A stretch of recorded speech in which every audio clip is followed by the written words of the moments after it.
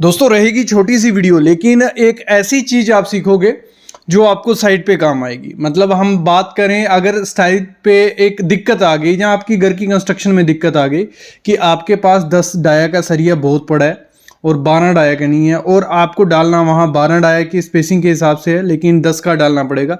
तो एक puzzled question है, जब मैं आपको थ्योरेटिकल समझाऊंगा आप समझ जाओगे। और ये इंपॉर्टेंट चीज़ आपको पता होना चाहिए कि आपको स्पेसिंग कितनी रखनी चाहिए अगर डाया चेंज होता है। दूसरा रहेगा जो हमारा बीम होता है, उसमें जो हॉरिजॉन्टल बार हैं या वर्टिकल बार हैं, तो उनमें स्पेसिंग कितनी होनी चाहिए आप अगर आपको साइड पे पहुंच ले। क्योंकि अगर वाइब्रेटर प्रॉपर से नहीं लगेगा, अगर देखो स्पेसिंग नहीं होगी तो नीडल वाइब्रेटर होगा, नीडल घुसेगी नहीं, तो वो दिक्कत रहती है। क्लाइंट आपका कंक्रीट रुकवा सकता है। ये काफ़ी जगह चीज़ें देखी गई हैं। तो कितनी स्पेसिंग होनी चाहिए, क्या क्या चीज़ें हैं, वो चीज़ हम करेंगे। फिर जो स्लैब है उसमें मैं लास्ट टाइम जो वीडियो रही थी डिज़ाइन का बताया था कि स्पेसिंग कैसे निकालते हैं।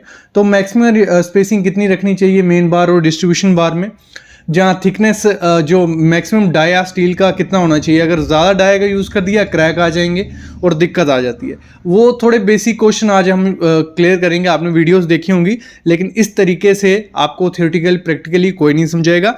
तो शुरू करते हैं आज का वीडियो पहली कंडीशन से स्टार्ट करते हैं। हमारे पास था 12 डाया का सरिया, और ये साइड पे हो जाता है, मोस्टली हो जाता है कि ज़्यादा बंडल आ जाते हैं 12 के, तो भेजने का उसका खर्चा बहुत पड़ जाता है।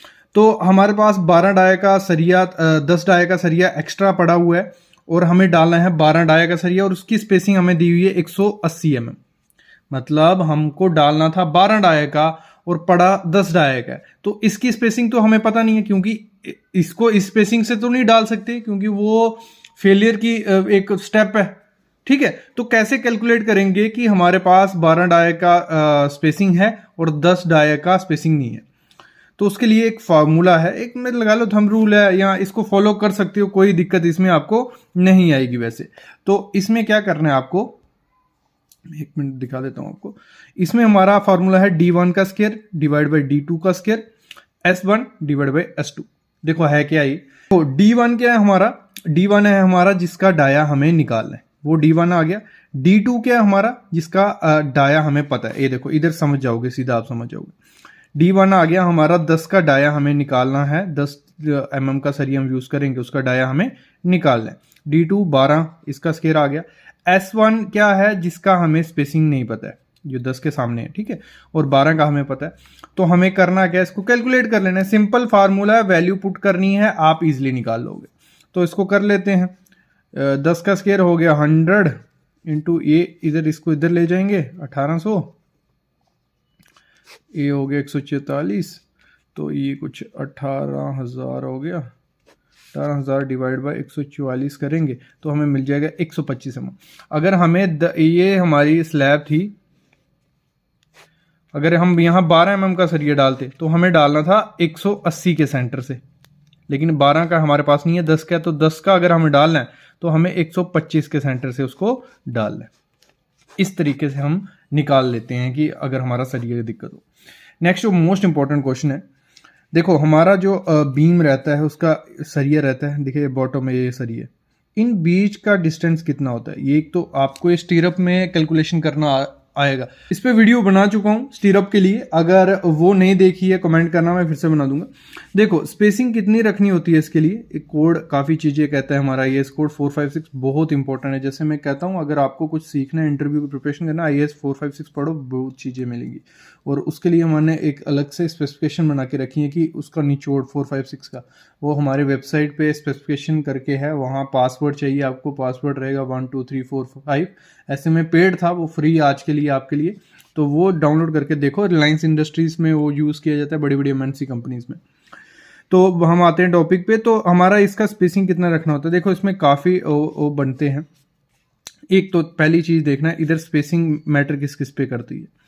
एक तो इधर अगर सेम डाया है, ठीक है, तीनों में हमारा सेम डाया है तो कोई दिक्कत नहीं, प्रॉपर उसको, ये प्रैक्टिकली बता रहा हूं, कोड हमें काफ़ी चीज़ें कहेगा, प्रैक्टिकली मैं आपको बता रहा हूं। अगर हमारा सेम डाया है तो आप प्रॉपर उसको डिस्ट्रीब्यूट कर लो, जितना भी है प्रॉपर डिस्ट्रीब्यूट करके उनको प्रोवाइड कर दो। या आपको देखना है जो आपका एग्रीगेट है, मैक्सिमम साइज कितना है एग्रीगेट का, अगर 20 mm है 20 तो +5 25 mm दोनों के बीच की जगह होनी चाहिए।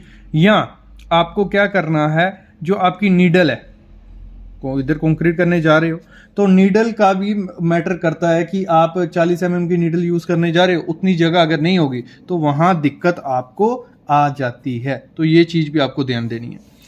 फिर जो हमारा एग्रीगेट होता है कोर्स एग्रीगेट, उसका 2/3 गुना कर लेना है और वो जो आएगा उसके हिसाब से आपको बीच की उसकी स्पेसिंग रखनी है। और जो वर्टिकल जो लेयर में सरिया डालते हैं, यहाँ हमारा कभी बार सरिया आता है, उसमें क्या है, हमें पिन डालनी ही डालनी है। वो पिन कितनी डालनी है, जो भी डाया का हम स्टील यूज कर रहे हैं, मैक्सिमम डाया हमारा अगर 25 mm तो आपको 32 mm की पिन बीच में डालनी है। और कभी कभार क्या हो जाता है, यहाँ स्पेसिंग किस हिसाब से, यहाँ अगर ये 16 mm का बार है, ये 32 mm का बार है, तो आपको स्पेसिंग किस हिसाब से रखनी है, 32 mm के बार के हिसाब से। ये किस लिए होता है कि आपका कंक्रीट प्रॉपर से अंदर घुस जाए और वाइब्रेटर अच्छे से हो जाए, इसलिए ये स्पेसिंग मैटर करती है।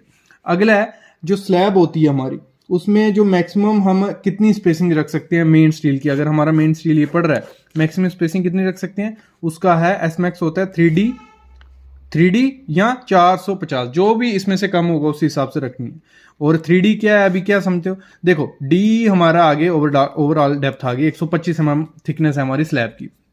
इफेक्टिव डेप्थ हमें चाहिए होती है, डी है हमारा इफेक्टिव डेप्थ। तो उसको निकालने के लिए हम क्या करते हैं, ओवरऑल में से कवर माइनस कर लेते हैं और जो हमारा स्टील बार उसको आधा माइनस कर लेते हैं, तो हमें आता है 100 mm। तो इसको 3dx को मल्टीप्लाई करना है 300 mm। तो दोनों में से छोटा कौन सा है, तो मैक्सिमम जो स्पेसिंग आपकी रहेगी वो 300 mm रहेगी। 300 mm से ज्यादा आपको स्पेसिंग स्लैब में प्रोवाइड नहीं करनी है। और मिनिमम कितनी करनी है, इसके लिए कैलकुलेशन की थी हमारी जो नई सीरीज स्टार्ट हुई है मैनुअल डिजाइन, उसमें बताया ही है। अगर उसमें नहीं देखना, आपको शॉर्टकट देखना है तो कमेंट करना, मैं वीडियो फिर से ले आऊंगा कि हम मिनिमम और मैक्सिमम स्पेसिंग कैसे कैलकुलेट करते हैं। डिस्ट्रीब्यूशन के लिए 5D और 450 होता है, सेम ये डी आपको डालना है कितना 100 mm, तो वो आ जाएगा 500 mm, जो 450 मिनिमम कम रखनी है, 450 से ज़्यादा आपको नहीं देनी है। मतलब ऐसे तो हम थंब रूल देखें, स्लैब में 200 mm से ज़्यादा स्पेसिंग देते ही नहीं है और देनी नहीं चाहिए इतनी। और जो डाया रखना है, मैक्सिमम डाया हम कितना यूज़ कर सकते हैं स्लैब में, वो रहता है 1/8 ऑफ टोटल थिकनेस। अगर टोटल थिकनेस 125 mm है तो 8 से डिवाइड करेंगे तो 15 मतलब 16 mm से ज़्यादा स्टील बार वहाँ यूज़ नहीं करना है। वही उधर में से क्वेश्चन निकलता है, जो स्लैब बीम प्रोवाइड करते हैं उसमें 16 mm से ज़्यादा डाया भी यूज़ नहीं करना, वो भी स्लैब में ही आ रहा है। स्लैब बीम, स्लैब जुड़ गया तो स्लैब में 16 mm से ज़्यादा डाया यूज़ नहीं करना है, थिकनेस पे डिपेंड करता है, नहीं तो क्रैक उसमें आ जाएंगे। तो आई होप थोड़ा बहुत सीखा होगा आपने। तो ऐसे ही मैं वीडियोस लाता रहूँगा, बस आप चैनल को सब्सक्राइब करके रखो।